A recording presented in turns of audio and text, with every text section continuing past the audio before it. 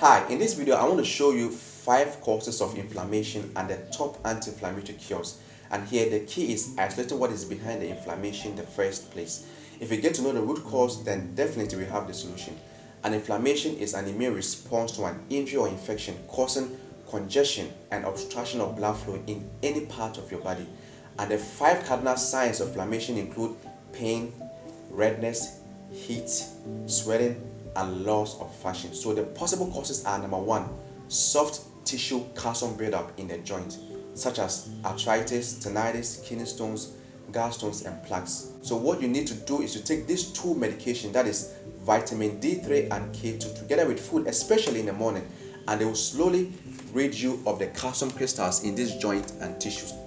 The second cause of inflammation is hormonal imbalance. Most of the hormones that control inflammation is coming from the adrenal gland, and one such hormone is cortisol, which is anti-inflammatory. So we need cortisol, but we don't need too much or too little, because if you run out of cortisol, you can end up with all sorts of inflammatory disorders, and that is why one of the drugs given for inflammation or pain is prednisone, which is cortisol itself, or they might even give you cortisol cream or lotion or the ointment, or even cortisol shots. And one great natural supplement is cortisol support, great for inflammation like arthritis and others. And one major thing that messes up cortisol is high insulin in the blood. So you have to cut off or cut down the intake of sugar and high carbs, and inflammation will get better. The third cause is food allergy.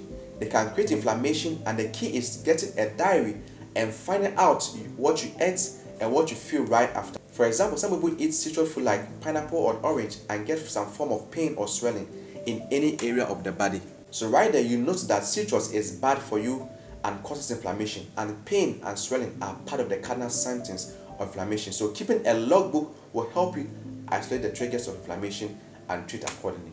The fourth is a gallbladder issue. Typically, when you have right-sided pain in any of those areas, and even persons with fibromyalgia typically could be coming from an issue with gallbladder. So if I want to check the status of a gallbladder by doing a scan, and I have videos on gallbladder, so check them out after watching this video. And lastly, we have old injuries. Personally, I have an old injury on my right toes which goes back to my junior high school days. And interestingly, there are those who try this technique that has greatly helped them with their inflammation. That is, if you have any injury, you might want to massage the opposite joint. For example, if you sprain your right toe like what happened to me, then you work on the opposite one. Same thing with your knee, same thing with your ankle, with your shoulder, with the hips. Wherever it hurts on the one side, you massage the exact opposite side. So just try it, it works like magic, and come back and tell us your experience with this technique. Now, it is your responsibility to pinpoint exactly which of these is behind your inflammation and treat accordingly. Alright, thanks for watching, and I'll see you in the next video right up here. Hey, always remember that God wants you healthy. Your health, your life. God bless you.